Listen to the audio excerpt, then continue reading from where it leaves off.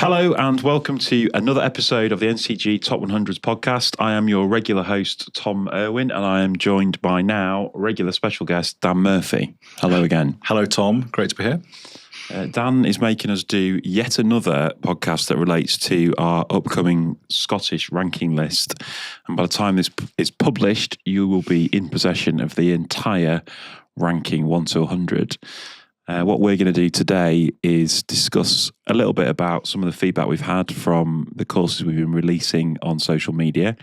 So over the last week, we've been putting out courses at a kind of cadence of around 10 a day, starting at 100, 100 to 90, 90 to 80.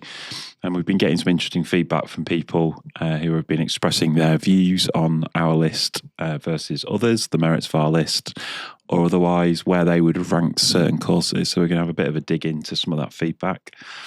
The main thrust of the conversation is going to be around courses 11 to 100. So we've picked out 2 or 3 courses each, which we like from that particular part of the list. And that follows on from last week where we looked at some of the sort of hidden gems, so further places down the list, the less heralded courses.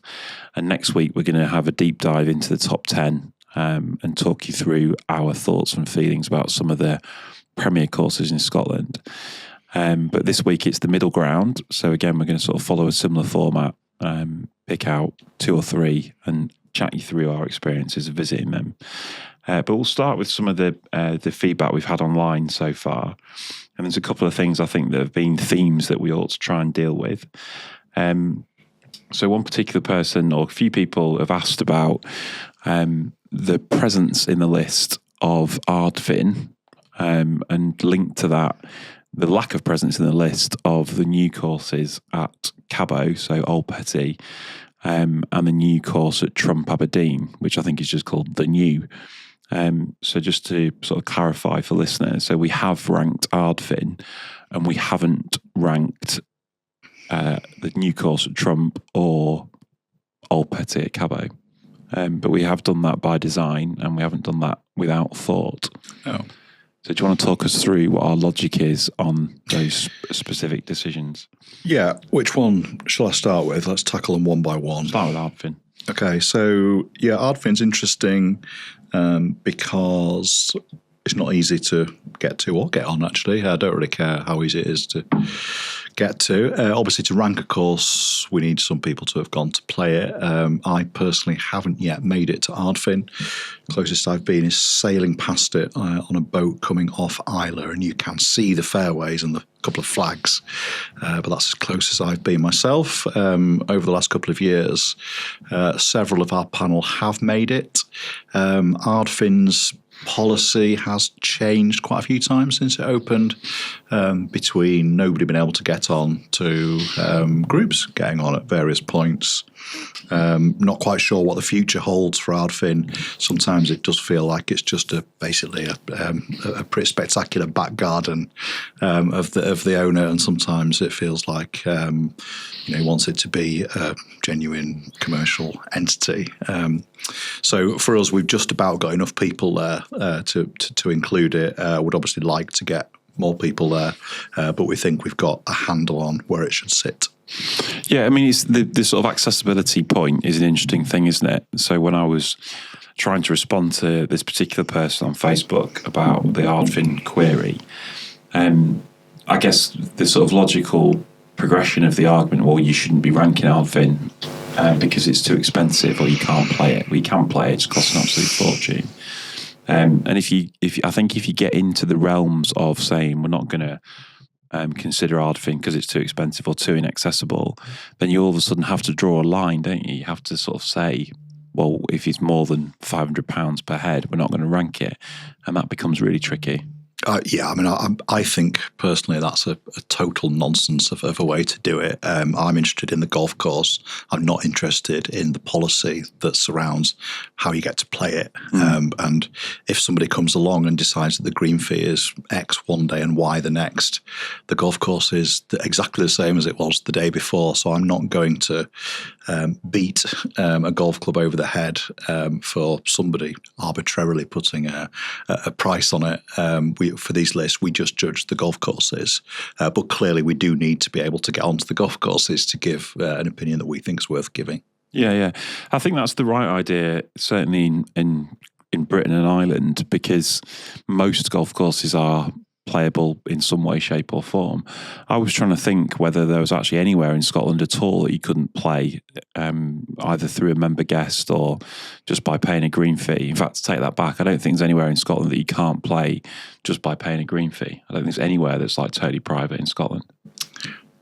Arguably Skibo, again at various points. I think they opened. Well, they've done it. They certainly did do a few years ago. Opened up 3 or 4 balls. They did, and then I believe they're not doing that at the moment. Right. So that would be pretty tricky to go and play. And obviously, Ardfin at various times isn't possible. Other times, it's just quite expensive. Yeah. I think it is a thing in England where places like the Wisley or Queenwood, for example, you can't go and play without a member. Are essentially members only golf clubs. And in America, where you have much more of a distinction between properly private and public courses, a lot of the American media would rank those on that basis. So they'd have a top 100 private, top 100 public. But I think in Scotland, you're just considering everything. Yeah, at the moment, there isn't a course in Scotland that we don't consider because we can't get on. We'll just keep a track on where Ardfin and Skibo go in the coming years. And then, so the sort of linked point to that was, if you've ranked Ardfin, why haven't you ranked Trump, Aberdeen, New, and Old Petty at Cabo? I'm not sure how the two things are related, because from our point of view, we haven't ranked those two courses for different reasons than we have ranked Ardfin. So why haven't we included Old Petty and Trump New? So again, let's just go one by one and start with Trump New, which is open and opened at some point in August. So our ranking season last year ran from the end of March to the end of October. So that only gave us a very limited window, and we just didn't have enough people who have been to see the New. I have been, actually, and incredibly impressive. It is 2. I really struggle with brand new courses. I ideally like to give them a year before anyone ranks them. I just think you've got to separate the initial thrill of opening the new present just let it settle a little bit. Trump New definitely will be in the higher echelons of this list very shortly, but we just didn't feel we'd got enough people there to do it for the purposes of this list. It's not fair on the others as well when we've been going to them all year. Cabot Highlands Old Petty is a little bit different because it hasn't actually opened properly in any form yet.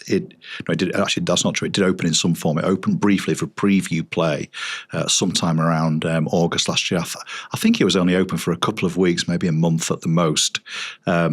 But it wasn't quite the same thing. I was lucky enough to be there in October as well, and had a tour, a lengthy tour. Really enjoyed it. Fascinating to see it. Very different interpretation than Trump New.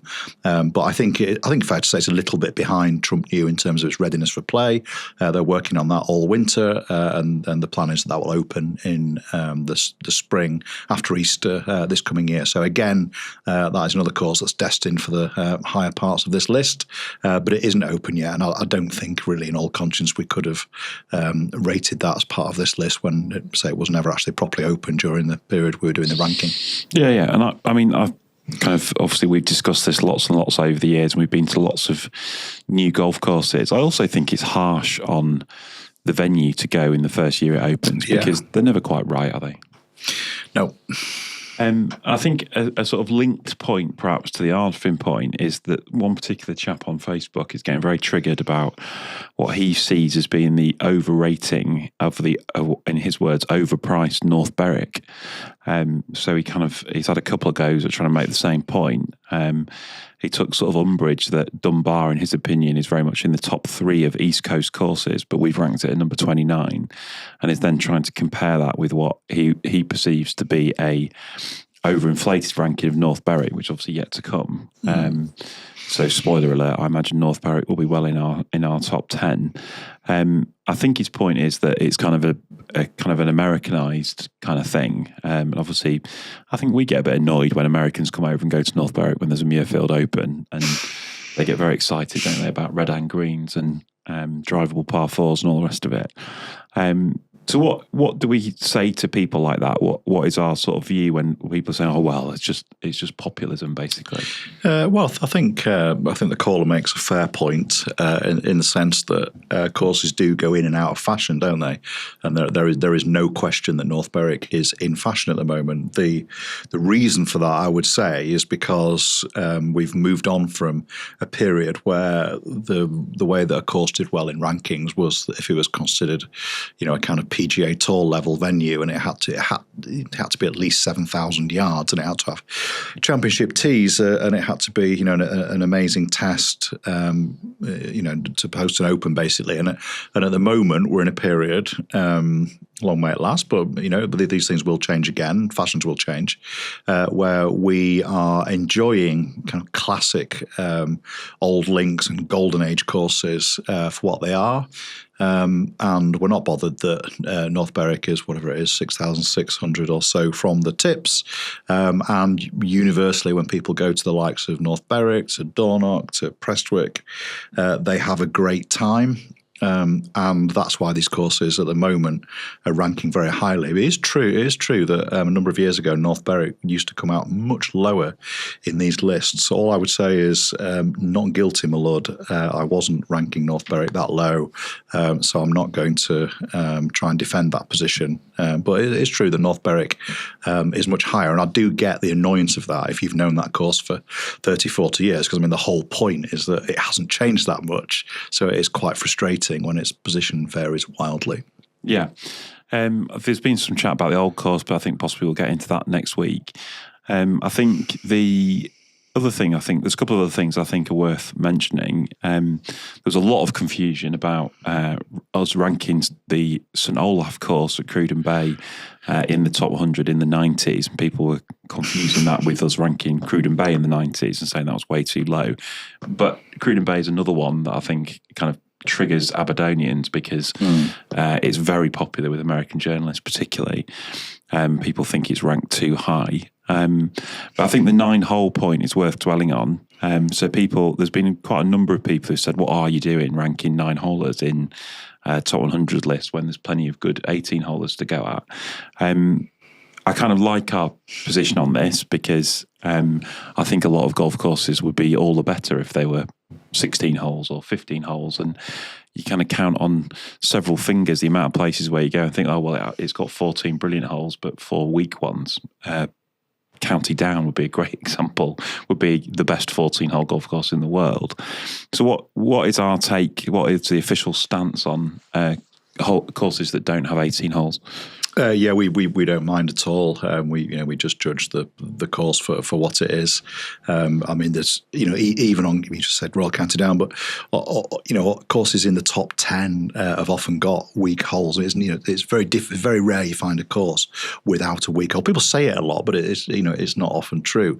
Some of us think that the very best courses are the ones that manage to hold the standard up, for the whole of the round. So no, we are very much come one, come all in terms of the number of holes. And yeah, it's a shame that we've become codified about 18 holes, because I would say almost without exception, looking down this list, that you could make a very strong argument that each course you could make better by taking out the odd hole here or there. Like, it's so difficult to get 18 great holes. So yeah, I'm well up for those courses that have not been too greedy and have said, yeah, I'm happy being 9, or in one case 12, in Shiskin's case. Yeah. I think it's the right stance personally, because you can. Otherwise, what do you do with an amazing 9-hole? Just ignore it. Yes. Because you can't have a top 100 9-holers are enough. So I think to say we're just going to consider the course on the merits of the holes it has got is the right position. I don't want to get too much into people saying I think this course should be higher, because often there'll be local favourites or people will have played 10 out of the 100, and they obviously want the ones they've played to be as high as possible. One comment did stand out, which was to do with Brora. Graham Ritchie writes, Brora only 40th. That's a joke. People like saying that's a joke. Best course in the world, according to Graham Ritchie.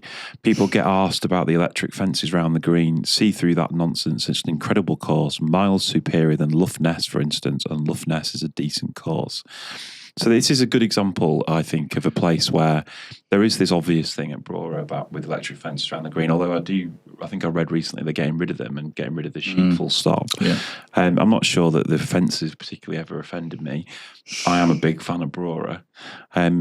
That does feel like a little bit low to me for somewhere quite so romantic. I think put you on the spot.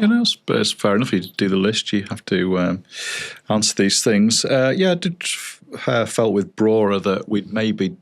You were just talking a minute ago about romanticising North Berwick. I think we'd probably romanticise Brora a tiny bit, especially with it having those well documented struggles, around COVID, and just so much positive feeling towards it. We'd maybe just got it a little bit higher than it should be. We're always trying to be. We're passionate, but we're also dispassionate. Trying to be fair about these things. I think when you come to two courses and you're not sure, I quite like the method of saying, if I had 10 rounds between the two or the three that I'm considering, how would I split them? Well, I don't know about you, but just in that particular case, I would definitely play more of my rounds at Luffness than I would Brora, but that is not to say that I wouldn't thoroughly enjoy my rounds at Brora. Brora's an interesting example because it has undoubtedly benefited from massive PR over the last few years because it nearly went bust. Yeah. And then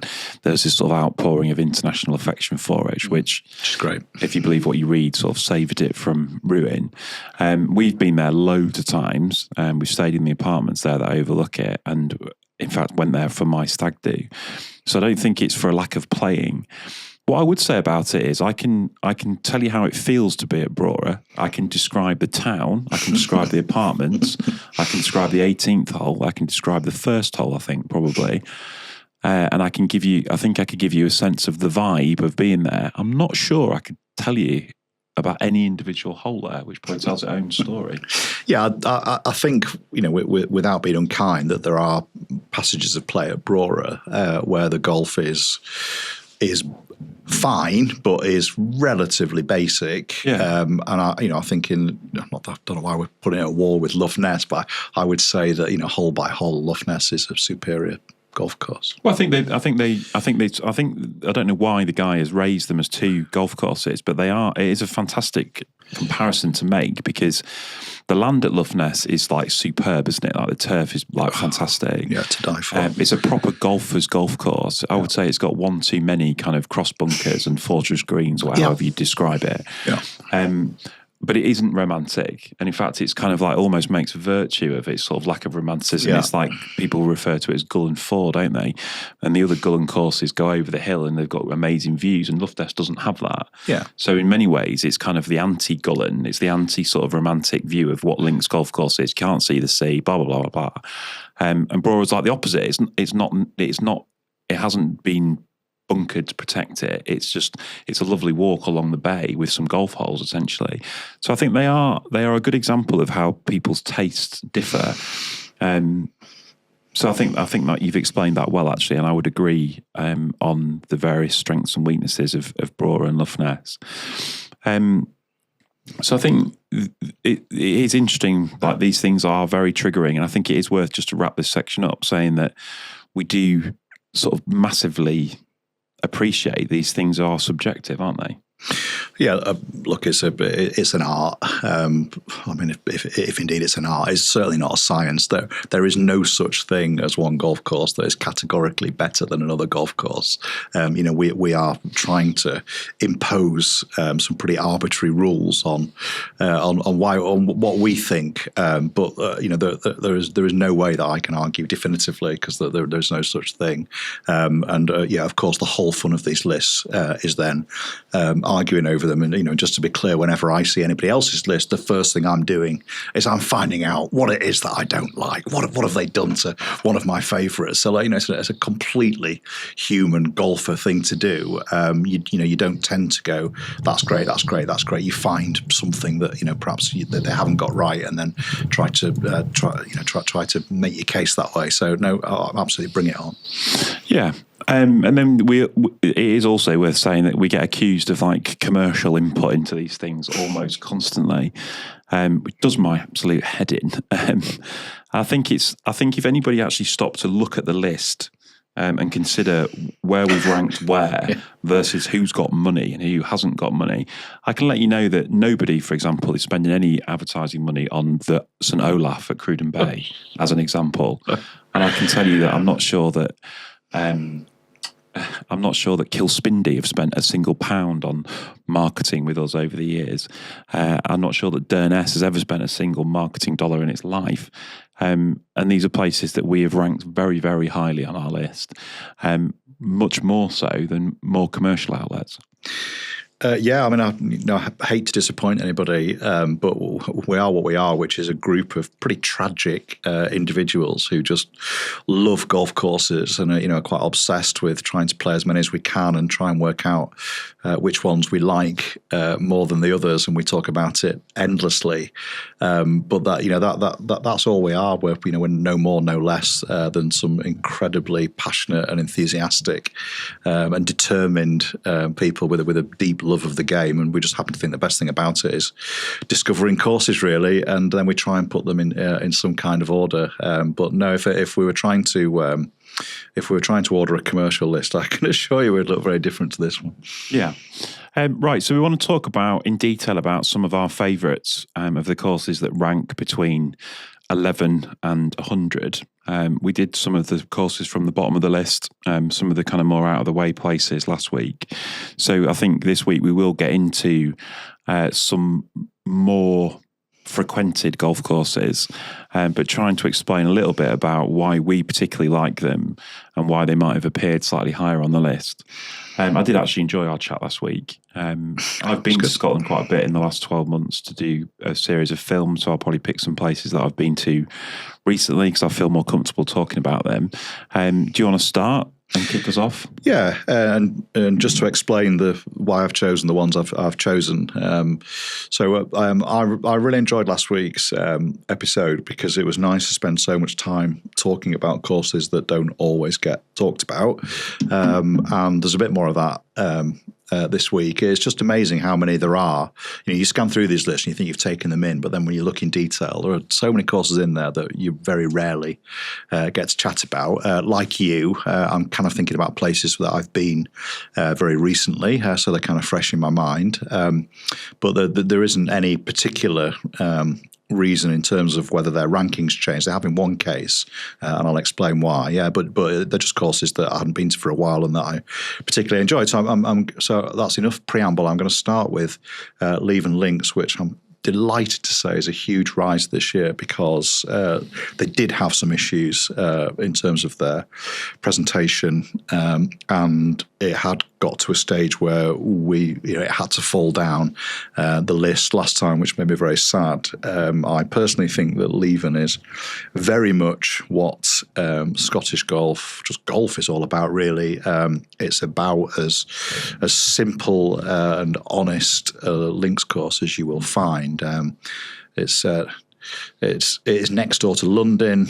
Previously, those two courses were originally one. I think any golfer who's played either of them thinks, I wish they could still be one, because there clearly would be a course better than either could be individually.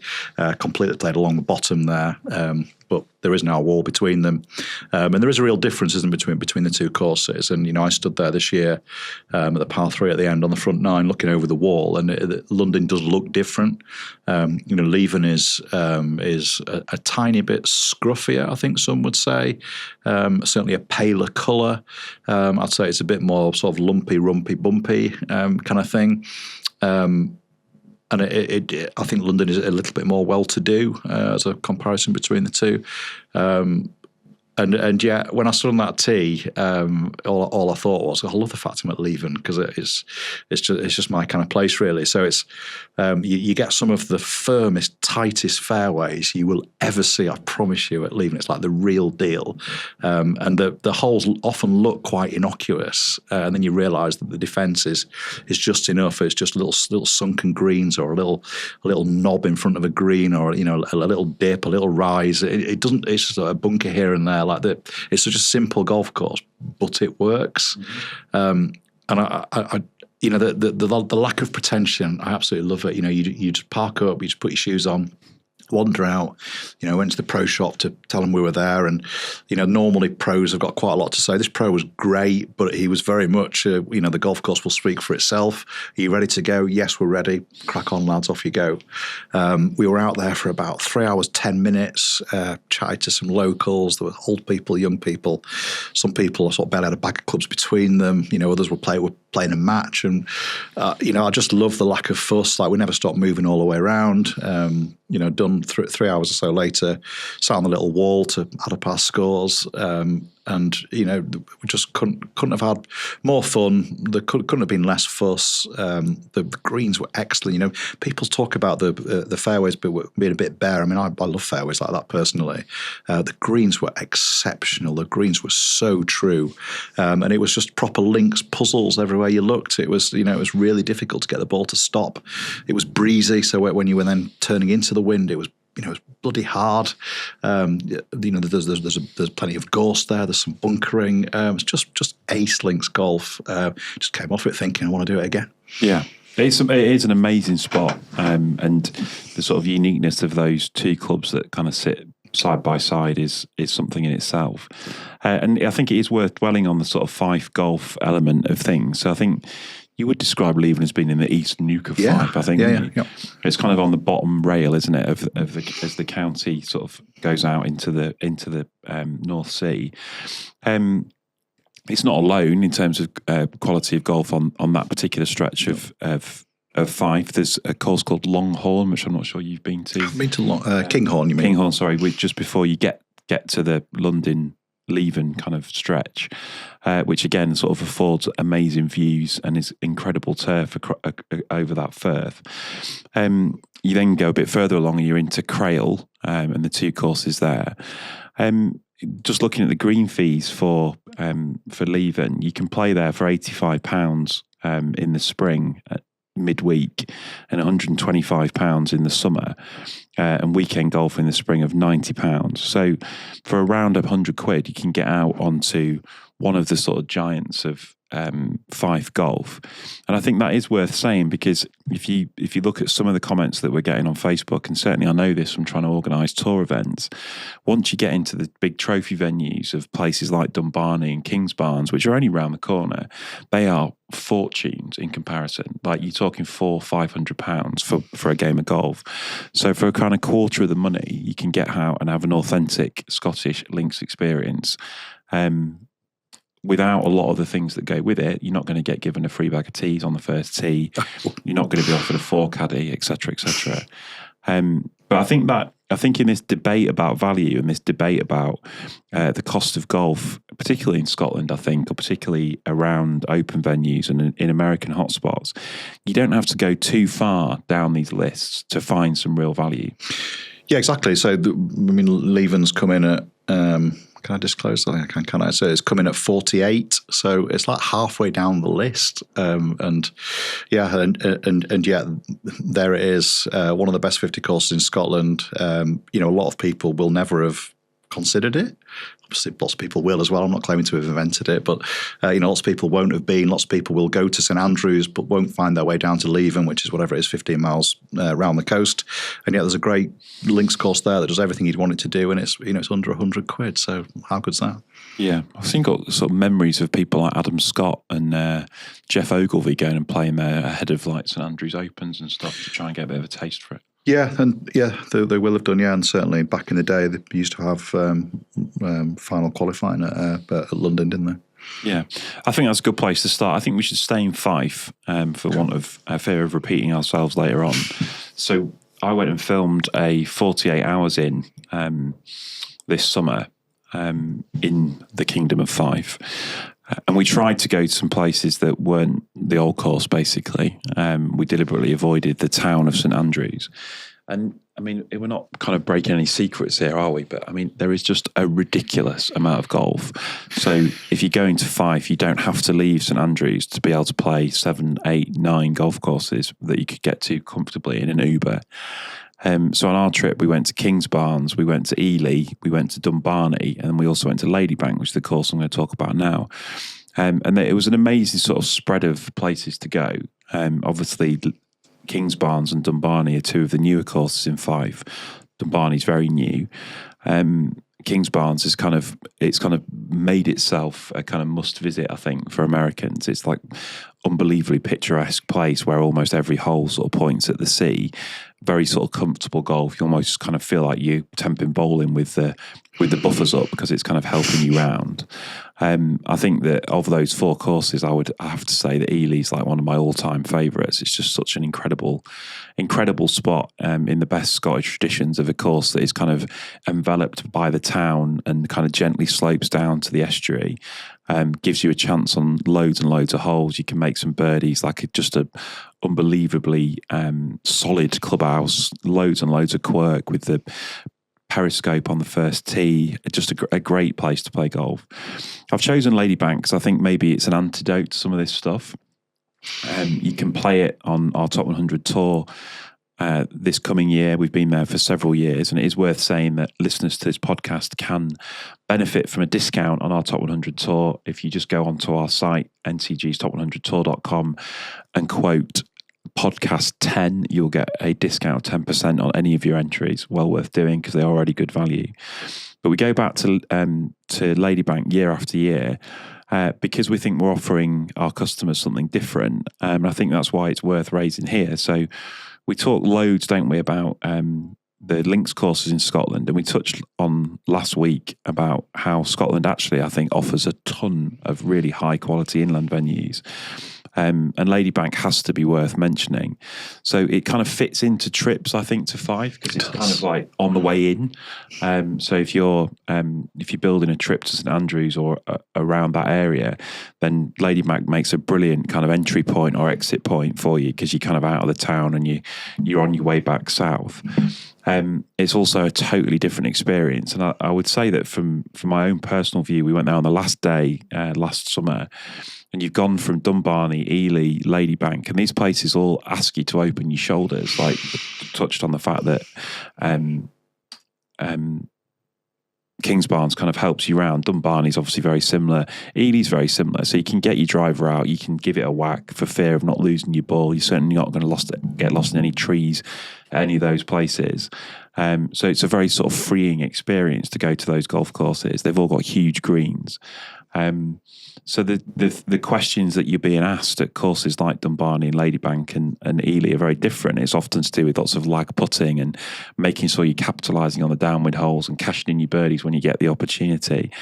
Ladybank's different from that, entirely different from that. So it's carved out of a forest. It's a relatively new course. I think it was built in the 60s. And you are kind of in a place that is evocative of some of the Surrey heathlands. It's very similar to sort of Moortown in terms of how it feels. It kind of flits in and out of some very definitely heathland turf and then goes into trees a little bit more and perhaps becomes a little bit more parkland in nature. They've spent a load of money on bunkering and green surrounds there, and it's got a real kind of high quality feel to it. Like the turf, particularly around the greens, is like really, really good to chip and putt from. And the bunkering is absolutely exceptional.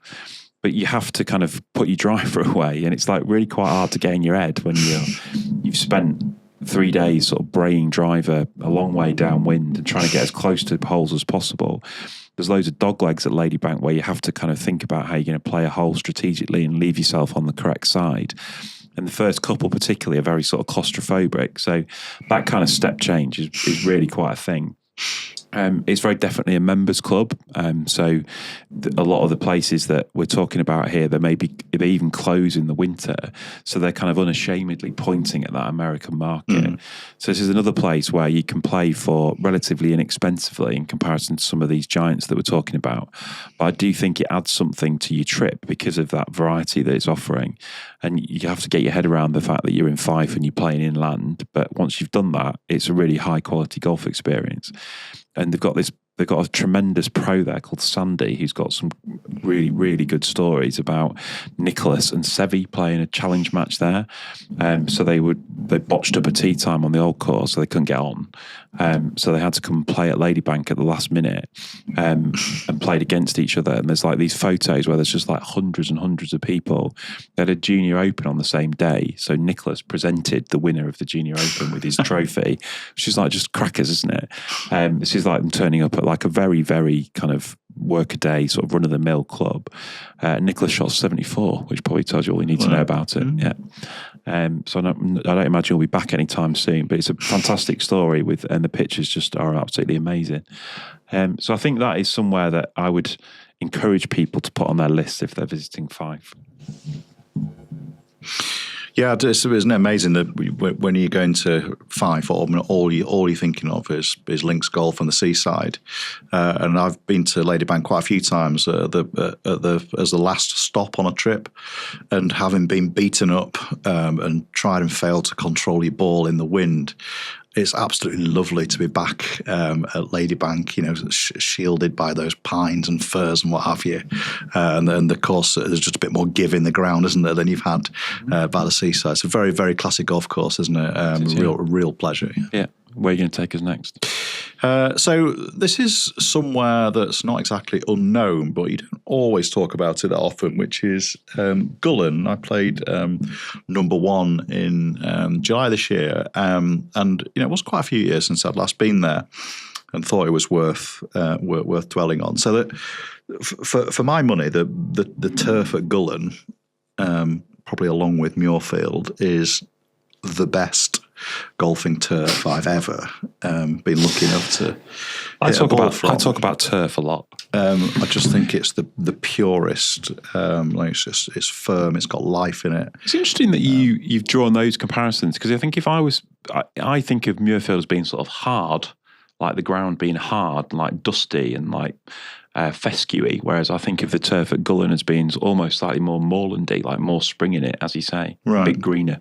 So quite similar, basically the same rim, and almost joined, aren't they? Yeah. And it's a course that's sort of part of the furniture. It's obviously been there for centuries. Don't know who designed it, do we? Nobody knows who designed it. Knows who designed it. No. And like all the courses at Gullane, it does this challenge where it has to get to the top of Gullane Hill. So you've got the courses all start and end, in the town on one side, and at some point you have to climb up, and then you're in just basically in links paradise for most of the round, and then at the end you tumble back down again. And I think the courses have varying degrees of success at how they manage the hill both ways. There's no question in my mind that Gullane 1 does the best job of getting you up the hill. So the first hole is a lovely near drivable par 4, just perfect open, I like that kind of thing. Then the second hole I think is genius. It's one of my favourite holes in Scotland, where it almost feels like you're playing up a corridor. It's like a crease basically in the hills, and there's just enough room for a fairway. And it's incredibly intimidating. It's like 380 yards, but feels like it plays about 500. It's the second, isn't it? It's the second, yeah. Very, very long, narrow green, and it's a hole that does destroy some people, but it's very satisfying if you can make your 4, because you kind of know then that you're at the top of the hill, and then the course really begins in earnest on the third tee with a par 5, and then you just look around you and all you can see are flags fluttering and links fairways, and you could just happily crisscross between 1 to 2 and even to 3, and you really wouldn't really be missing anything in terms of quality. When it's had the Scottish Open, they've used a little bit of a composite in recent years and taken a few holes from number 2. I mean, anything is possible basically up there. It's a big golf course. Gullane 1 is quite hard links course, I would say. I would say it's not quite as wide as some others. It's it's proper Scottish golf. It's not giving you anything for free, that's for sure. That you have that little climb then on number 5, very strong par 4. We go around the corner up the hill. Fantastic par 4 that. One along the top, and then 7 where you tumble down, and you have Bernard Darwin's description of the best view in golf from atop Gullane Hill, and you can see across to 5. You can see Edinburgh and the Firth of Forth and the bridge, and just talking about it, we're basically there, aren't we? And it's a course of unbelievable consistency, and sometimes courses that are consistent don't do as well in rankings as they should do, and Gullane, you can definitely overlook it because it's been there forever. It's not perhaps quite as spectacular, hasn't quite got the holes that grab you in the way that some courses do, but shouldn't be penalised for it. And when you try and pick holes in it, pretty difficult to do so. There's a bit of a problem when you come back down at the end, isn't there? Probably the 17th would be my favourite, but you have to come down. But by and large, it's a course that is achieving the highest levels of consistency. Yeah, and therefore is probably a little bit quiet really in rankings. It really isn't doing much wrong. I think it's what kind of separates it from a lot of places for me is that there's loads of elevation change. The views obviously basically the best in Scotland, but it's often, if you've got a golf course that has got those two characteristics, the golf holes are not very good because they're compromised by the land and the huge elevation change, and you become a bit of a curmudgeon because you say, well, you only like it because the views are good. And actually, Gullane, I think, is ticking both boxes in that it's a proper golfer's golf course. Yeah. And I mean that about all 3 courses there. But it's also just an amazing place to be, isn't it? Like, it's the sort of place you'd go for a walk. When I've been to Gullane with my kids or Berwick with my kids, you can walk up through the houses at the back to get out to the highest point, and that is sort of almost as good an experience as being out on the golf course. It's another one that you can play on our Top 100 Tour this year. Our Top 100 Tour is sponsored by TaylorMade, as are all of the things within our Top 100 franchise. They also sponsor our 48 hours in videos and the video content we make around Top 100 golf courses. There is actually a 48 hours in Gullane video coming out today, I think, which will showcase that as the sort of amazing kind of golf town that it is. Nicely delivered, and I'm sure a proper player like you would enjoy a proper golf course like Gullane 1. My parting shot on it is that it's one of those places where if you come off with half a score, you will have played some really good stuff and you'll be proud of yourself. Like you don't get anything for cheap, in terms of your score at Gullane. You have to hit good shots and you have to string them together as well. It's a proper golf course. Yeah, personal anecdote. I played at Gullane in the Scottish Open Pro-Am with Chris Wood. Remember him? I do, yeah. Used to be a greenkeeper, that was quite an interesting experience. I also played with Warren Hegg. Yeah. Who was the sort of second string England wicketkeeper. Yeah, Lancashire wicketkeeper for years. Really good golfer. You play a weird thing called like a tour scramble, where you basically can't make a bogey. It's actually quite a frustrating thing to do as a golfer because if your thing's making par and that's not really worth anything, it's like, what's the point in this?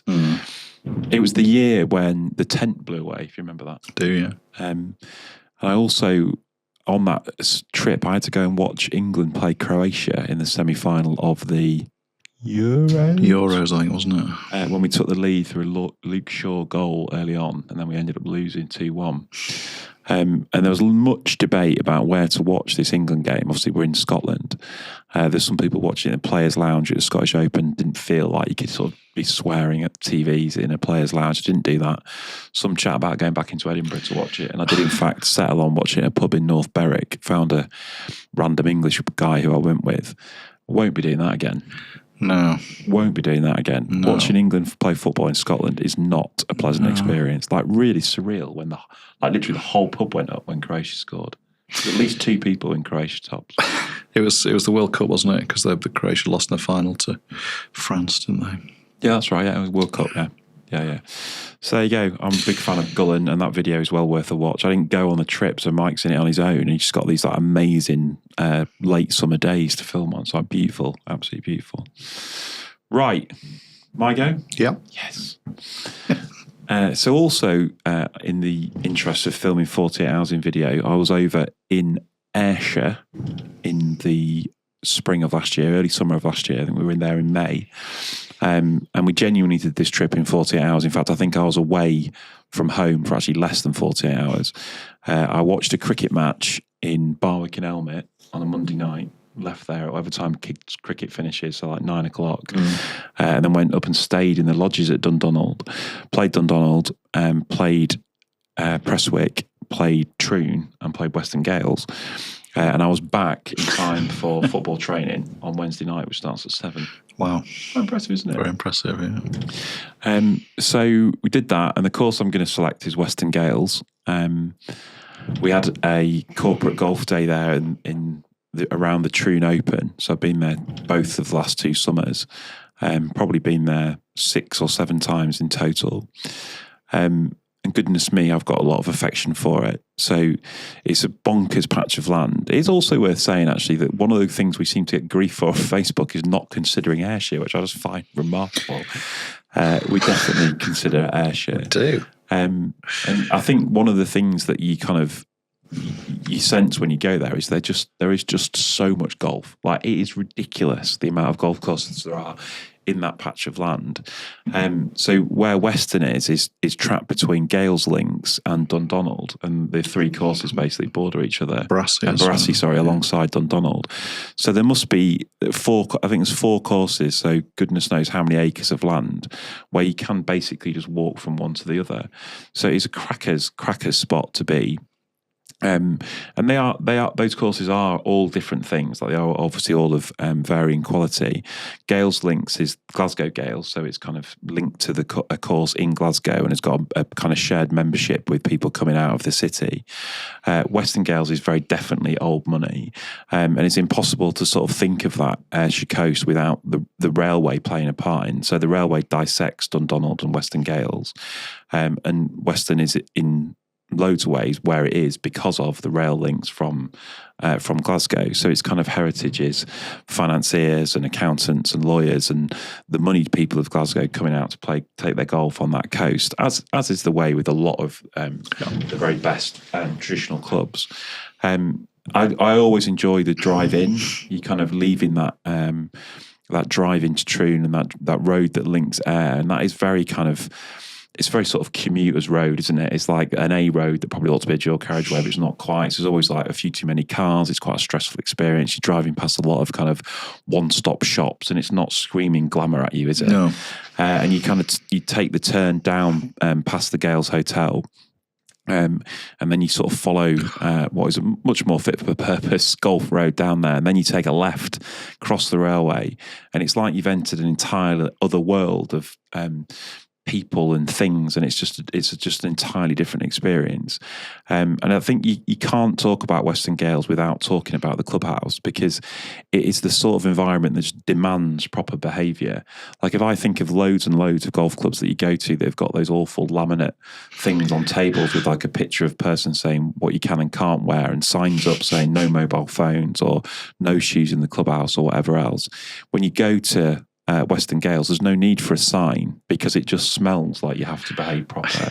It's like going to a sort of very well-to-do grandparent-in-law that you're desperate to make a right impression with. Like, you just don't want to get it wrong. They've got a lovely pro. They've got a lovely kind of concierge who greets you when you arrive. You have to mention Douglas, the secretary, because he is the whole place sort of personified. I think he's an RNA member. He's a member at Muirfield. I think he played rugby for Scotland, or certainly to a very high level. And he's just sort of this kind of genteel sort of bear of a bloke who's always got a jacket and tie on. He's always got a smile on his face. He always just sets the right tone. And that is the whole thing about Western. Like, the furniture is just what you want to sit on. It's kind of like, it's not pompous, it's not grand, it's just unfussy and properly made. Beautiful sort of wood panel clubhouse. The locker room is like something out of a film. It's just kind of dusty, and the locker doors don't quite fit because they've warped over the years, and there's kind of old members' jackets hanging up and stuff. And it's basically like you've walked into somebody's bedroom, because people do treat it like their home. So I think it's just an amazing place to be. And the golf course is kind of the situation of the clubhouse is like in the middle of the property. So the golf course is this like amazing oval shaped routing where you play out to what would be the north, and then you loop back on yourself, and then you play 10, 11 holes in a stretch all along the dunes, and then you loop back on yourself to come back to the clubhouse. I think if you're going to be critical of the golf course, it's probably got one too many kind of play out to the left, then back to the right holes along those dunes. But Christ, it's a good problem to have, because all of those holes in their own right are just exceptional. The par 3 and the par 5, Lapok and C, which kind of I think are 6 and 7 in the middle of the front 9, are just two like world-class holes in their own right. The par 3 is kind of like, it's like almost computer generated, the way it sits alongside the coastline and plays into like a nest of dunes. And the next is like a double blind shot, basically blind tee shot, blind second shot, like a par 5 in the best Scottish traditions, with like a thing on the tee that shows you what the flag positioning is, because you're never going to see it otherwise. And then just got this monumentally difficult 17th hole, which I think is sort of an architectural fascination in its own right. I had a massive argument with Mike, who I was with on the tee, about the best way to play it, because it's a very extreme dogleg right to left. It's very similar to the hole at County Down. Is it the 9th at County Down, where I think the thing to do is play short of a bunker, which is a shot of about 200 yards, and that leaves you a shot of another 200 yards onto the green. Your other option is to do a driver further up to the dogleg, but it only gets you 20 yards close to the green and increases risk. But it's a brutal par 4 at the end of the round, often playing into the wind all alongside the railway. I think that if you ask me where I'd most like to be a member, Western Gailes would be sort of very high up the list. And I think if you go to that coast, it's almost the first course you'd write down in terms of where you'd want to go, because if you didn't go, like I think you could think of a reason not to go to Dundonald or not to go to Prestwick, even, because you know it's going to be busy, or maybe I won't go to Turnbridge, it's going to be really expensive. But I think you'd definitely be wanting to go to Western Gailes. Like if someone said to me, I'm going to Ayrshire, where should I go? The first thing I'd say is Western Gailes. Yeah, you're going to be really happy at Western, aren't you? That 17th hole is one of the hardest holes you'd ever see. It always reminds me of the 17th at Royal Lytham, with a similar kind of thing, where it's confusing as to where you want to go. And you as a golfer, you want to go towards the target, but actually it's probably better to play a bit wide, and as you say, play a bit cautiously, but at the back of your mind, you know, you're going to have so far in that makes you want to hit a bit further down. It's confusing hole, very difficult. You can make a real mess of it at the end, but a great golf course. Well, just mentioned that last green as well, which is just everything you'd want, isn't it? You know, big green in front of the clubhouse. Just you can imagine any matches ending there over the centuries, can't you? Yeah, 18th is a weakness though, isn't it? I think if you were saying about the holes, they are doing loads of work to it to put like big sand scrapes they put in up the right hand side to try and improve it. But yeah, the green site is bonkers. Yeah. Right, so that's Ayrshire. There you go. I've ticked off Ayrshire fans. So I'm going to take us back to the Kintyre Peninsula, Argyll and Bute, just to chat for a few minutes about Machrihanish. So just another one that you almost just accept now as being part of the lists, but doesn't often get the full treatment. People have been getting cross, which I find is hard to believe, that we haven't ranked Dunavity higher, by the way. Okay. More than one person. Yeah. I mean, there's one of those, there will be others who say it shouldn't be in the list. So there you go. I think everyone would accept that Machrihanish should be in the list. Much loved. So Machrihanish old here. This is Machrihanish old, yep. Very romantic, probably about the most romantic place to play golf, and perhaps be on the old course. If you were thinking of just somewhere that makes people sort of warms the soul, if it makes you think of sipping a wee dram, you might just have in mind the Kintyre Peninsula and a view out to Gear and to Isla on a clear day, and it has that very romantic, remote Scottish links feel. What's happened to the clubhouse there? So they've got a brand new clubhouse. The old one got burnt down, and they've now got an absolutely stunning clubhouse. Huge glass windows. All of the business is downstairs, and then the bar and restaurant is upstairs. So you get the full view. It's a pretty cool facility. you obviously have this famous first hole. I'm not going to talk about that because that is the one thing that gets probably a little bit too much airtime at Machrihanish, which is that first hole. I'm not saying they're wrong, just saying that I think we know that pretty well. So I was there this summer. It's the green sites and it's the green contours really that are blowing you away. It's got like outrageous contours in places, like greens that do all sorts of remarkable things that if you're skillful and if you know what you're doing, that you can use to your advantage, and if not, then they will confound you. So there's an element where if you try and just creep it up to the top of a hill and let it fall down into a bowl, or you're trying to carry it all the way because otherwise you'll hit into a mound. It's known as a front nine golf course. I was slightly revising my opinions on that. It actually keeps going for a little bit longer than I remembered. So there's a couple of really, really cool holes early on in the back nine. Probably you get to maybe the 13th, 14th, and then it just starts to just slightly lose its charm because you're then on the interior of the property. And as we know, it doesn't take much before you lose the links land. So it just becomes a little bit kind of more meadowy, a little bit further from the sea.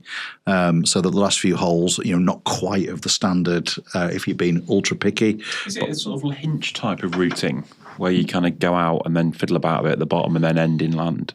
Yeah, I would say it's more circular than Lahinge, which sort of pickles back and forth a little bit more than that. I think that there's so much joy in the first couple of hours that I don't want to be overly harsh, and there's no hole that's bad. It's just there's just a couple of holes towards the end that are just not quite as special as what you've seen before. But I think the overall package as an experience again is just something that you're not a proper golfer unless you've been to Machrihanish, preferably more than once. We talked about the journey last week down to the end of the Kintyre Peninsula, but you're never sorry. And then when you're making the journey, like what's at the end of the rainbow, so you never mind doing it. And as soon as you arrive, you're thinking, I'm so glad that I made the effort. And it has got some of the most unbelievable, outrageous holes of funny angles and hitting. Just the sheer fun of hitting over posts, and the couple of par fours you can get close to where you can knock it on. Some unbelievable par threes. So there's fun to be had. They definitely make a couple of birdies around there. I just thought it was worth highlighting as somewhere that that because it's not one of the new courses, it's not one of the open venues. It's always in the list. Perhaps doesn't quite get as much airtime as it should do. Why haven't you mentioned the first tee shot? I was trying not to. I realise you're trying to avoid cliche, but I mean, it's probably the most spectacular first tee shot in the world. Doesn't everyone know that? I don't know.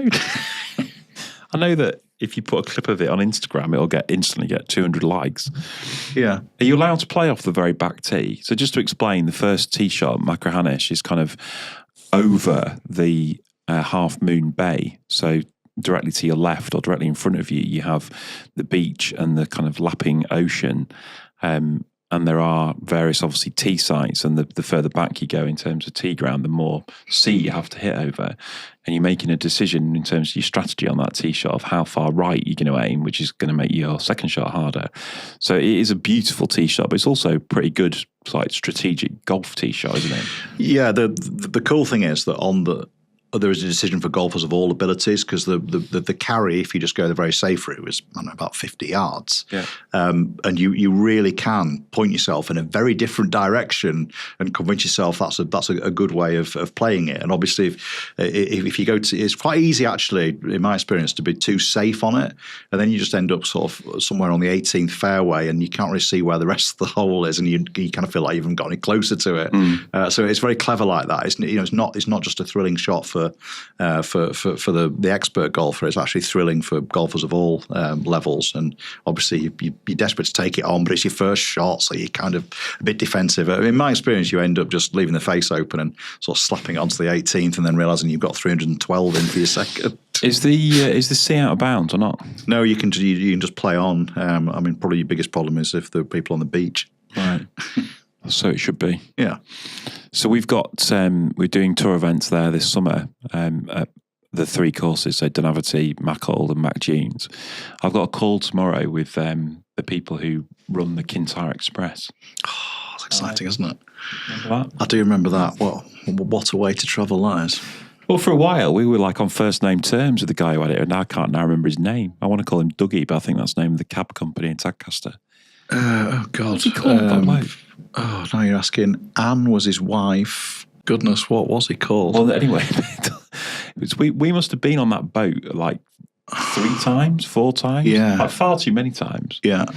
So this is like a kind of rib that goes out of Troon Harbour that takes you over to Islay. Will also take you over to Northern Ireland. And will take you to the Machrihanish Peninsula. They don't actually have a route between Troon and Campbelltown, so you have to charter it. But it's 12 people, and it's just one of the most sensational experiences. I've just got, I mean, I must have rose-tinted glasses about it, but I felt like we've never got it on a bad day. And certainly on the day of your stag do, when we went to the Machrih, it was like just unbelievably hot Friday afternoon, like a mill pond with like dolphins and stuff. Just like a sensational experience. So watch this space for participants on our tour, because I'm hoping I'm going to be able to get a boat chartered for some of you to get you out there. I think it'll be like world-class experience. And we're definitely going to go there and film. That was a good one. Thanks. Okay. Yeah, back to you for the last one, I think. So I'm going to go right over to the other coast. Again, been there this summer to film 48 hours in. We sort of cheated because we were filming 48 hours in the northeast of England. Mike did the itinerary, and he really wanted to go to Dunbar. So we played Dunbar on a trip that included Seaton Carew, Dunstanburgh Castle, and Gossick, and astute observers will note that 3 of those courses are in England and 1 is in Scotland, but it does just about form a trip. Dunbar, I think, is more traditionally linked with the Edinburgh North Berwick courses, and it's kind of part of Scotland's Gulf Coast. But it is another one of these ones that's very much on the way in. Remarkably accessible place because it's on the East Coast mainline train. So if you're getting a train from King's Cross to Edinburgh, it often stops at Dunbar. So if you're coming from the north of England, like you can get there from York in 2 hours, I think, and certainly from Northallerton in less than that. It's an unbelievably beautiful drive to get there. If you take the A1, it kind of tracks the coastline all the way up. So for quite a remote place, it is like pretty accessible from big parts of England, and it's only kind of 25 minutes from North Berwick. People got really cross about this video because I said in the video it's 40 minutes, which was based on like one cab ride I'd taken once from Dunbar's train station. It is actually a bit less than that. So it's close to that Scotland's Gulf Coast. It's a funny town, Dunbar. They're building loads of houses, probably not least to do with that accessibility that you can get into Edinburgh quick. So there's lots and lots of development going on there.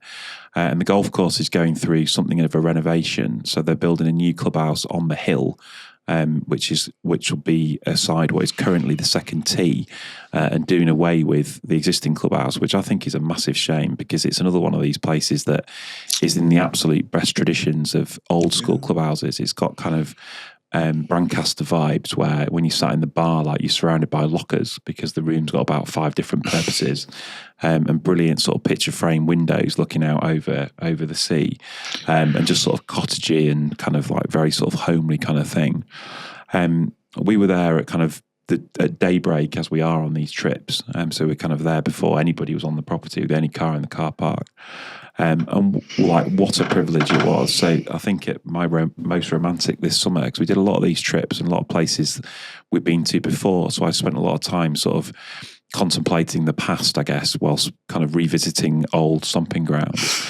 And what you notice is when you arrive at 6 a.m, even in June, July time, it's cold. And there's a very specific moment when the sun's come up and the heat of the sun overtakes the cold of the evening. And that happened to us at Dunbar. And it's kind of, without getting too misty-eyed about it, is incredibly life-affirming that it's kind of happening again, days breaking. So I just think Dunbar is exactly where you'd want to be when that is happening. Like, it is a magical, magical spot. There's this wall that runs alongside 14 of the holes. So basically, on the one side, you've got the sea, and on the other side, you've got a wall. And the most of the golf course is squeezed in between those two things. It's an old deer park, isn't it? Yeah, on an incredibly sort of flat bit of land, which no doubt at some point will suffer from coastal erosion, but for now is like just kind of golfing heaven.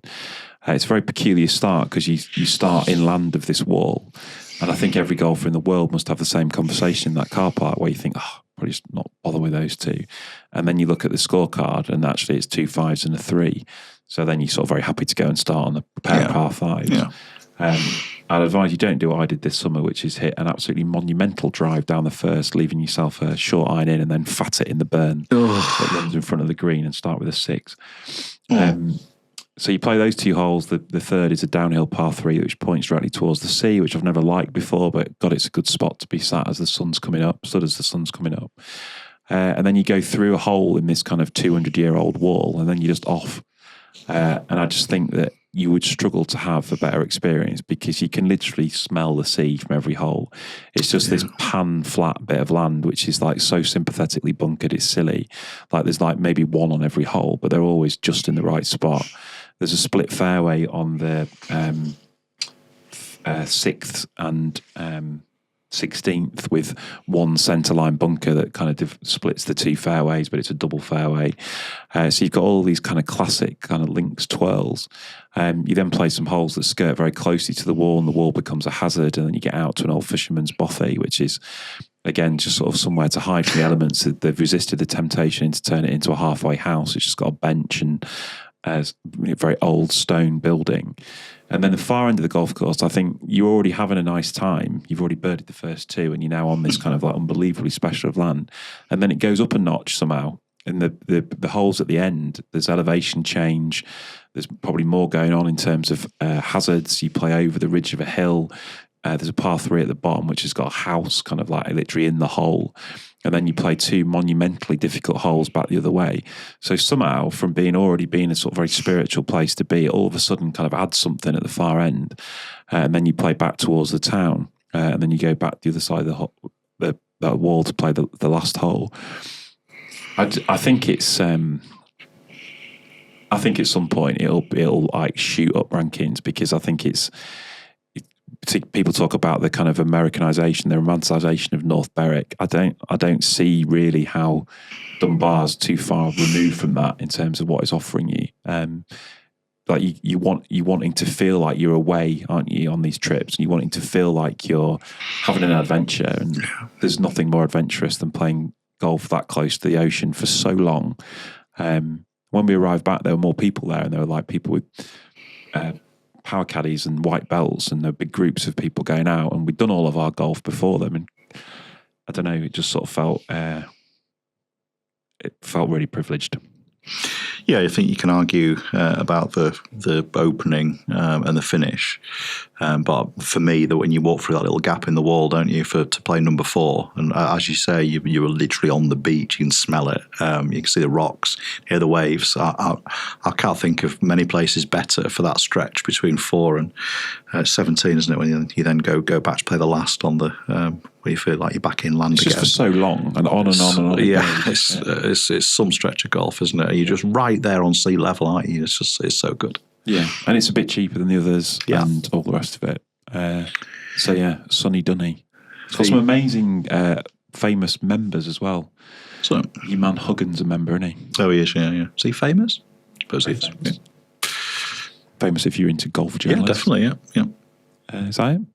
Yeah, I have remembered that the captain of the Kintyre Express is Wilson, or at least it was 20 years ago. You're all supposed to keep people listening to the end for something. Yeah. Keep listening to the end and we'll tell you who the captain of the Kintyre Express. I know you might think I'll look that up, but let the record state that I didn't look that up, and I did manage to dredge that out of my mess of an old brain. Right. That was excellent. Right, one final thing. Please stop following us on social media. It's making me very cross, and it's ruining most of my evenings. We are lovers of golf courses just like you are, right? We're your friends. Go and get cross with someone who doesn't like golf. Okay? Right. Thanks for listening.